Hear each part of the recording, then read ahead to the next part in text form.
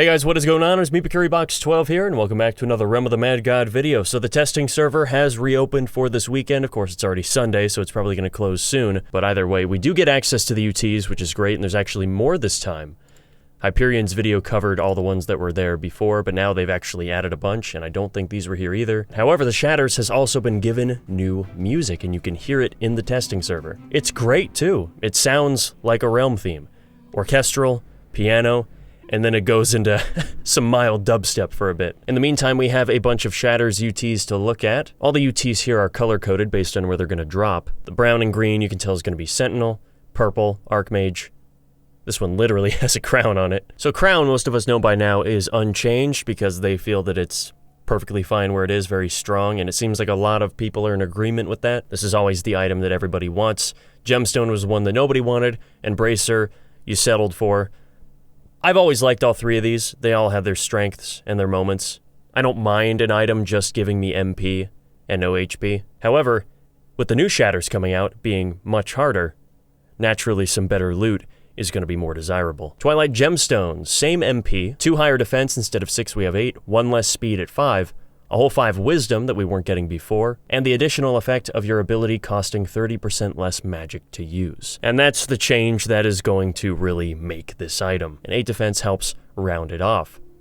Although not as well as the Bracer of the Guardian, which gives you 9 defense instead of the original 6. 4 attack is 2 lower from before, but the HP and MP has been buffed up to 90 and 80 respectively, making this the most well-rounded Shatters White. They have new sprite designs too. Not everybody's on board with these, and I get it. You know, I can't really say that these necessarily look better. I mean, Bracer definitely has more shading now. Looks less like a baseball mitt, which is what everybody said. I actually like that old design in a sort of wacky way. It looked like this strange artifact that you couldn't really discern. But as I've said many times before, I'm okay with Realm adopting a new coat of paint because it's not the same game anymore, and I think making it look more distinct from that older version is appropriate if it's no longer going to play exactly like that older version. Now onto the armors, and what's interesting is that they all have a very similar effect, each getting a little bit better each time. So when you're in combat, you gain energized for 5 seconds, which actually combos with this mandolin really well because it doesn't give you energized. In addition to 40 HP and MP, 10 defense, and 20 vitality. Quite some meaty stats there. It's almost like a fairy plate for robes. 20 vitality is a pretty good increase. This pushes you up into 70. That'll force you out of combat much faster. Of course, 10 defense means you'll be put into it easier, but that's what the HP and MP trade-off is for. That is the Mantle of the Monarchy. Next, the Vest of Abandoned Shadows. Like before, we have an in-combat effect. You gain Armored for 4 seconds. So quite a deal more defensive than the Energized from before, with a cooldown of 10 seconds, so unlike this one, where the duration is as long as the cooldown, so you can activate it almost immediately. This one is going to have a 6-second delay in between. Understandably so, Armored is a very good effect, especially for the leather-armored classes. I could see my ninja especially benefiting from this. 50 max HP, well that's just tasty right there. 15 defense, so a little lower than the max, and 15 vitality. Once again, ninjas already have really high vit, so this is actually quite enticing. And then at last, the Royal Guard's Cuirass. When in combat, you gain invulnerable for 2 seconds, so it's basically an Oreo. And this can go on a Paladin. While that 15-second cooldown is going on, just start using that. Or the Crystal Shield, whichever. Combos here are stacking up. 60 max HP on equip, 20 defense, so it's 4 lower than the standard Acropolis, and 10 vitality, which only pushes those melee vit stats even higher. Now for the abilities, let's start with the Warrior's Vanguard's Visage. I'm excited to try this one out. 100 damage, but Eternal Defender fires a sword of projectiles towards your cursor. I gotta see this. That's exactly what I wanted it to be. You get to become the boss, and that really is, I think, the most exciting part of getting a boss's weapon. You get to use what they used on you. It's a little quick. It's bittersweet. It's over a little too fast. Can you spam it? Yeah, so you can only activate it after it's disappeared. It ignores the defensive target, so it armor pierces. 9 defense, 4 attack, 4 vit, but the abnormally high MP cost of 115. Makes sense, it's damage dealing. Yeah, it gives the same amount of Berserk as a G-Gen, but no speedy, of course. So there's still a reason to keep it around. That's good. Well, the fact that it gives you Berserk as well is really nice. Okay, yeah. Especially for high defense targets, this is gonna shred. It's like an Augmer that you throw. But yeah, see, it didn't really... You gotta have the whole sword hit them. You really gotta aim it. And you have to be close to the enemy for it to even work. Got him to half health. I'll have to look up how much HP those guys have. 3,500 HP, and we're dealing about half their HP. So, 1,700 damage. There we go. That was pretty good. Okay. So when in the right hands, this can be pretty destructive. I'm gonna try and look at the weapons in context to the abilities, because sometimes they do match up. In this case especially, the Noble Mandolin, just 400 to 500 damage. And I'm guessing that that's this little thing right here. Okay, so it doesn't follow you. You can do this anywhere. And the Divine Pet basically regenerates it. And you can spam it. Okay. Oh. That's a pretty good spread.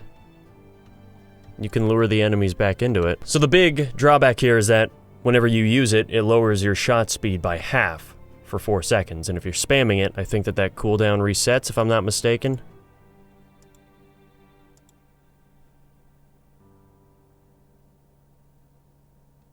Yeah.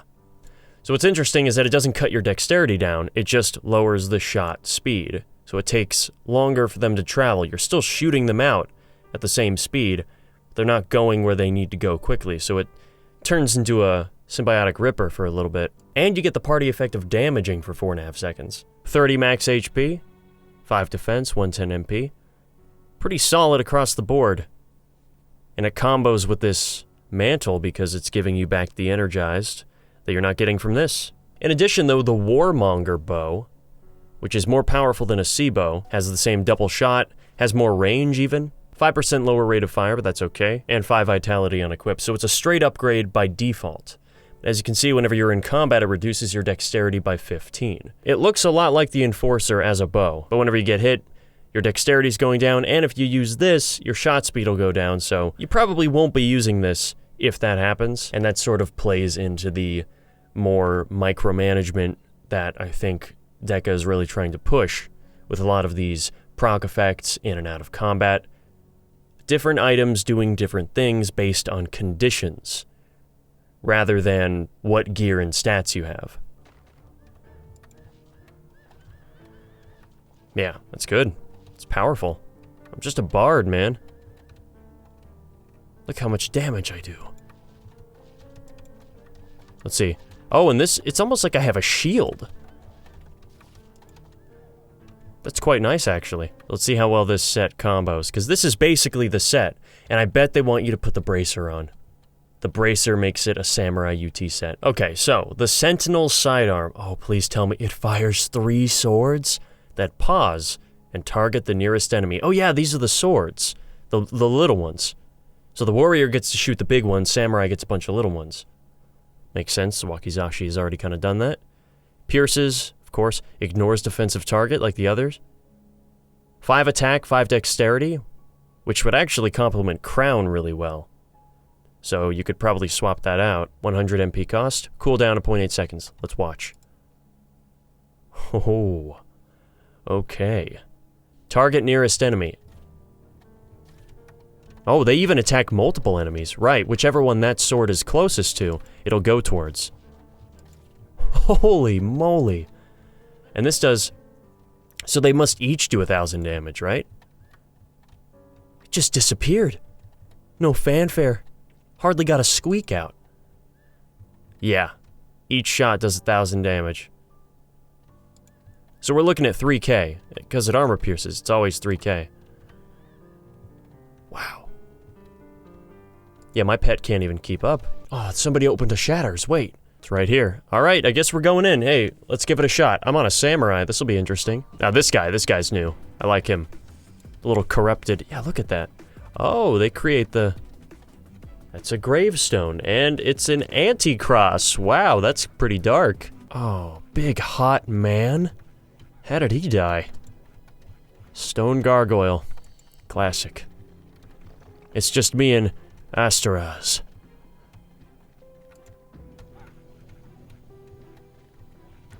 Oh. I see the problem. Yeah, I see. So the weapon is Valor, does a ton of damage, especially for a katana. Like, this is stronger than most swords, but rate of fire is at 40%, which is lower than a stone sword, I think. Range is 4.75, so it's kind of normal. And whenever you're in combat, it reduces your attack by 15, so I'm not actually sure how strong this is.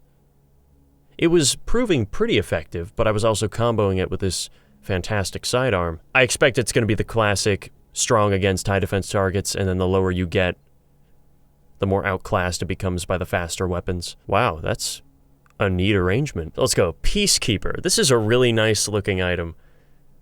Not as in it's extravagant, but it's kind of funny. Looks like the king's crown as a chalice. But it's a mace. So I'm excited to try this one out. It summons Royal Knights. Fingers crossed they look awesome. Lifetime 15 seconds, 5 shots each. 30 max HP, 5 dexterity, which is good because the summoner already has pretty above average dex. So that's nice. 135 MP, wow. Look at that. It's as much as the incubation mace. Moment of truth. Oh my god. Is that a tiny one following me? Let's get a close-up. Wow. And it looks like I'm berserk? Is that what that is? Although that was a little misleading. It summons Royal Knights, and one of them is very clearly an archer. I know that's just a term that in any other context but Realm would be acceptable. Like, yeah, the Royal Knights, he uses a bow, it's fine. But we have a knight class, so you would think they would all be knights, but that's fine. They all look excellent. So he stays planted, because he's the ranged guy, and then these guys follow you. He circles you, and you send this big guy out to do the damage. And then we have Dusky Catalyst. This is actually a pretty nice... What's the range on that? 7.2, lower range, but probably higher damage, 90 to 125. No, my mistake, it is lower damage. Oh, but we have 2 shots. Oh, we have... I see. Put that together, even the lowest, which would be 180, is higher than Recomp's max. Put the max together, and you're looking at 250. I understand now. Cool shot pattern, too. Cool bullets. They look like ninja stars. Okay. And it's not so wide to where you're going to miss. It only opens at the end. So you're probably going to want to hover around here. That's where you're going to want to make contact with the enemy. In some weird strategy, though, you could, like, if an enemy's coming at you from the side, you could move to where this curve could hit them as they're coming at an angle or something. It looks cool. I think this is certainly very strong, and whenever you're in combat, it silences you for 1 second. Let's see the DPS here. Not bad. Go, my knights. Oh, wow. That's strong. I'm not even doing anything. I don't want to know what this little guy does. Looks like he's probably melee. Yeah. He's got 3 shots. That's cool. Okay. Yeah. You're silenced the whole time, it seems. Alright, so this mace rocks. No wonder it's going to drop from the Forgotten King. This must be what the new Guardians are going to look like. We're probably going to have to fight these. Bigger, stronger variants, I assume. Oh boy. Get ready, fellas. So this thing's kind of insane. Let's take a look. It has 1,500 damage within 3 squares, 1.2 seconds to throw, and lasts 10 seconds. Look at that. Look at that. That is insane. Let's go here. I'm not going to poison the sheep. He'll be okay. Oh. Yeah, he's fine. Look at him go. So that middle orange blast is the one that does the 1,500. And then all those blue blasts do 450 on impact.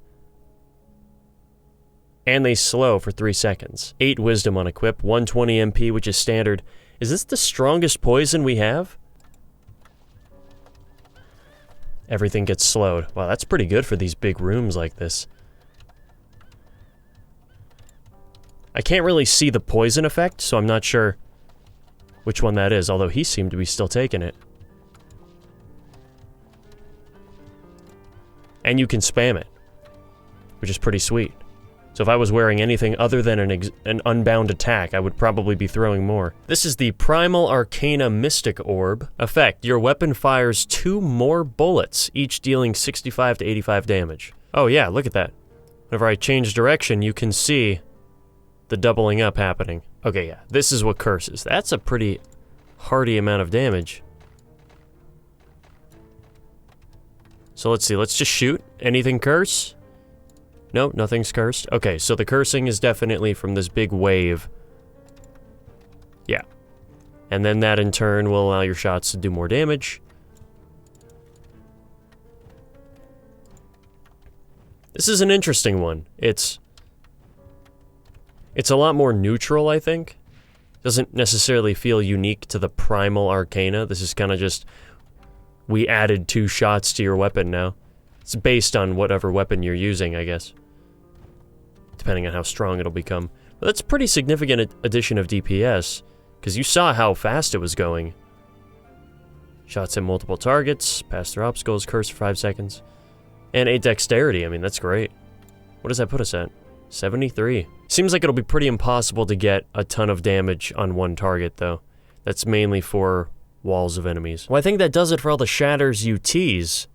Let's take a look at the Twilight Archmage ST set now. It's still the old sprite, that's funny. Okay, whoa.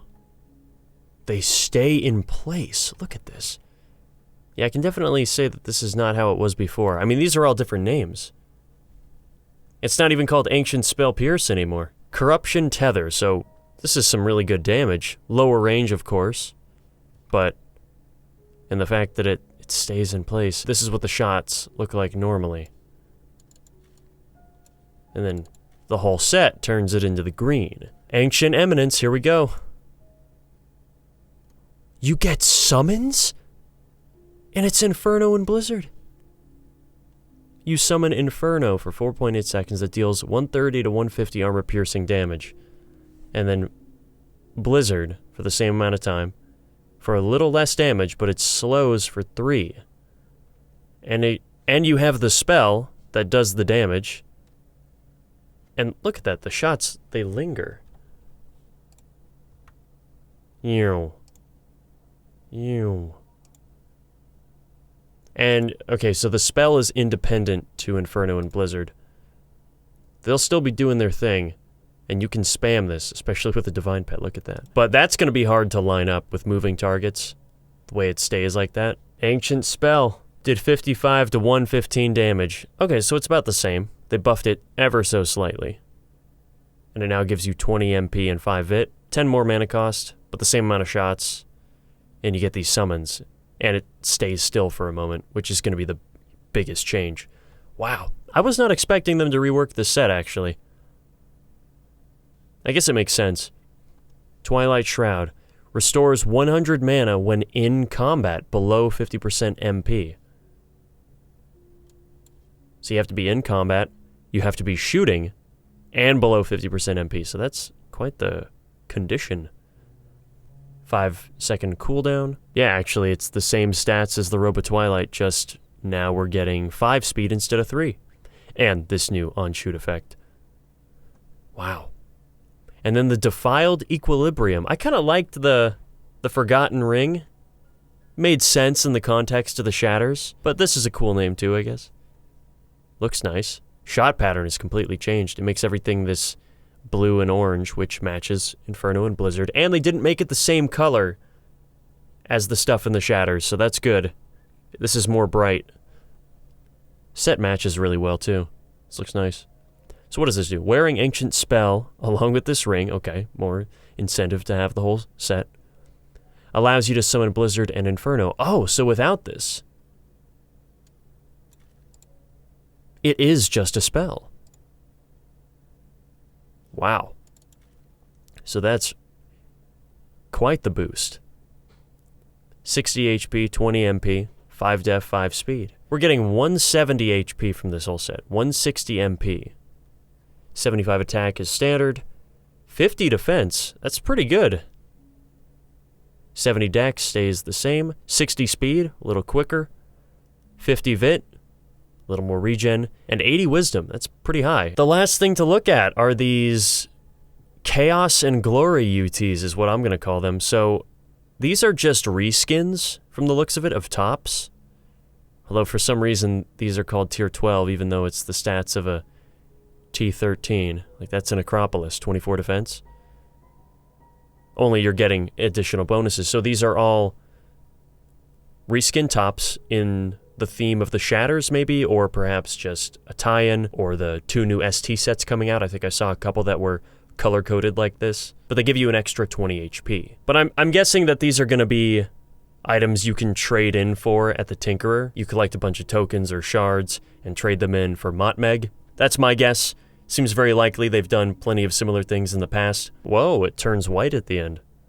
Looks nice. Although what does interest me is this. Ember of the Void. It says RotMG 2021 Dark Set, but that does count as 3 pieces. So this is a dark set. It's like a... Oh, look at that. Does that change if I have the full set? No, that's just what it looks like normally. That's a really cool wand shot. Gives you +2 attack. Okay, so let's take a look at the other ones. This is Masamune, but +2 attack. Okay, so all the tier 12 weapons get +2 attack. What are these bonuses, though? 50 max HP, 80 MP, 6 defense, 4 attack, 6 speed. So, that's interesting. It's giving you a bonus for wearing tops again, but only these reskinned ones.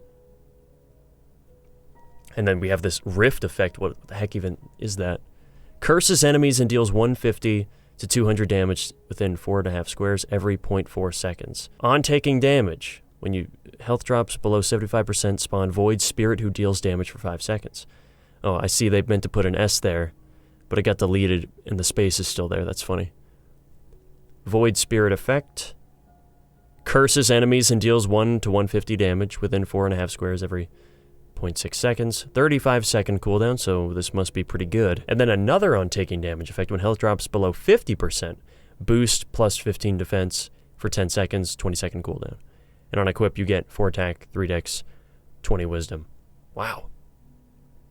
20 wisdom. Ooh, throw that on the sorcerer. So this is interesting. It's an almost complete ST set. I wonder if abilities will get released then to make it complete. Okay, well that's it. That was quite an assortment of items to wrap our heads around. That being said, I'll be here for next time. Meanwhile, thank you guys so much for watching. And as always, don't forget to check out the next episode whenever I post it, which will probably be soon. Alright. See ya.